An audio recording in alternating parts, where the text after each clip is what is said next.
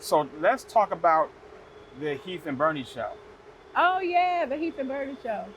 People don't know what that is. That's something your mom and your aunt named our honeymoon tape. Right. So on our honeymoon, we went to Europe for 3 weeks, Oh gosh, don't which go was nowhere for 3 weeks. That yeah, was that too was long. that was too long. We should have went 2 weeks and then been off Yes. for a week at home. But we ain't know that. We were like, We're young and dumb. I was like, we're gonna do a 3 week worldwide excursion throughout Europe because I use my timeshare, and I got 3 weeks in 3 different countries, and it was nice in the beginning, but then at the end, anyway, we recorded it. I don't know what made us do that, but we had the old that was back camcorder. when you We had carried to the little carry the joint. camcorder. And so we had that. We recorded it, and so when we came back, we showed my mom and aunt the recordings of it, and they were like, "Oh my gosh, this is so funny! This is hilarious! It's like the Heath and Bernie show."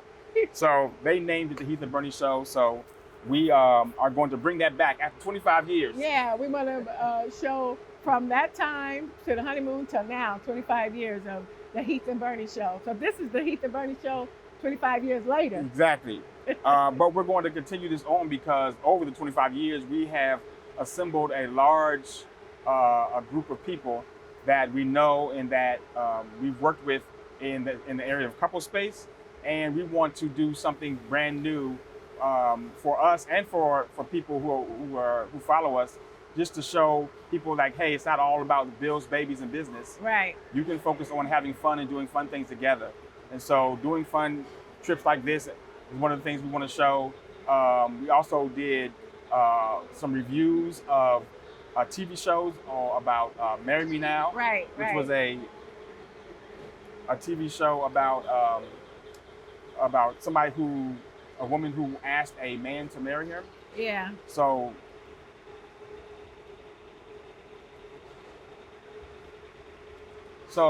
we did that, and we want to do some of those reviews. Yeah. We also want to do health and wellness. Oh yeah, health and wellness. I'll be talking about that. health and wellness with myself, and just at this new age that I'm in, trying to grow and be healthy and well as I continue.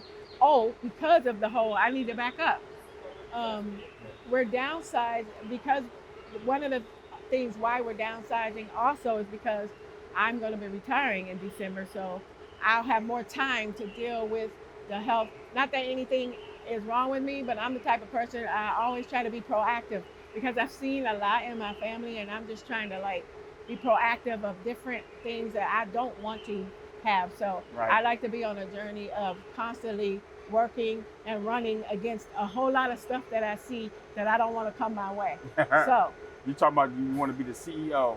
Yeah, I want to be the CEO because people keep asking me, "What are you gonna do when you retire? What are you gonna do when you retire?" I really can't stand that question. But anyway, my new answer now is I'm gonna be the CEO of my life balance, and CEO stands for the Chief Enjoyment Officer of my life. And I didn't say life work balance. I said life balance. You notice there's no life work in there. Life balance. So how come you're not gonna work no more? I am going to be working, but it's going to be, I'm going to be working being the Chief Enjoyment Officer of my life with a balance. So I'm not going to be doing the 9 to 5 no more. That 9 to 5, I think I have put in my 34 years of time. So this is why I don't understand when people say, what are you going to do when you retire? I did it for 34 years. Why do you keep asking me that? I don't understand why people ask that question. And like my friend, I never forget, my friend Paul, he says, when people ask him that, he says, between cleaning the pool, playing golf, and his doctor's appointments, he's exhausted. I get that. I understand. He's exhausted. So anyway, that's what I'm be doing, the CEO of my new life, which is in about 2 months, and I cannot wait. I can't wait. I'm so excited. I think I'm going to probably tell my boss when I get back off this trip, because they don't know yet, but I'm going to let them know when I get back. This is at least before November. This is one of the retirements where, they're not expecting it, and you're gonna notify them, within 2 months of the fact that you're about to leave. That's enough time. Yeah. That's all they need to know. So I will be continuing to work. Yeah. Hi. Hello. Hi. Yeah, he's got about. I got 10 more years. He got 10 more years. So the good thing about this whole situation is because we have downsized and scaled down in terms of our living, we've also scaled down in terms of our expenses. We also have a lot less that we're going to be responsible for doing. Like Bernie's not going to have to work. So our lifestyle has already been compressed. And you don't have to do a whole lot of maintenance with the house. I mean, Was a whole lot of. That's why we wanted to rent, because we did not want to go straight out of this house and buy a house. Another house. Because after managing 14 acres and a business and all that stuff that goes along with that for 16 years, and it was a lot, and I was done. I was done with it. And let me just say, and ain't nobody young no more, but let me just explain. It's not the regular maintenance of a house. It's because of where we lived. Yeah. We lived in a very secluded area around in the woods around a bunch of trees. So those who've been to Fort Wiggins know. Yeah, Fort Wiggins, it was nice. It's very nice when you come, but it takes a lot to maintain that, because if a storm come or whatever and a tree fall, first I got to plead the blood to make sure it don't hit the house. Over 16 years, you know how that's stressful. That's that low-key anxiety I was talking about. So first, and then when it falls, he's got to come and cut it up and put it in the woods. A few times what's that thing I helped cut the log? Log splitter. Log splitter. It was so much wood. Then we had to do a log splitter to cut the wood.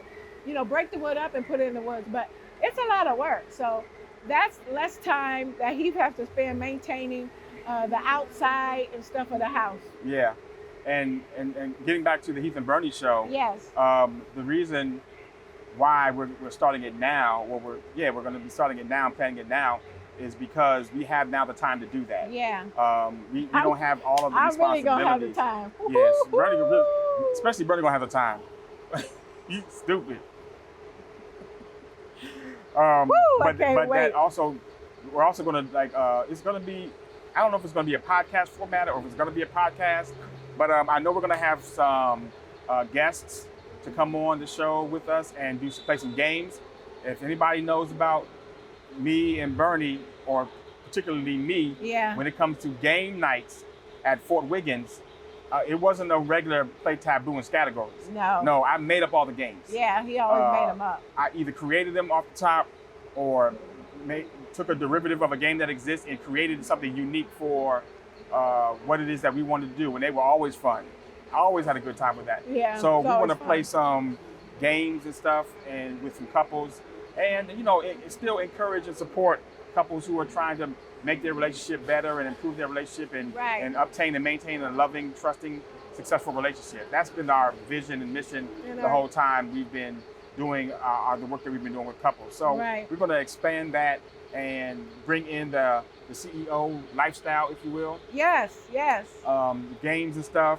Have discussions about TV shows and TV reviews.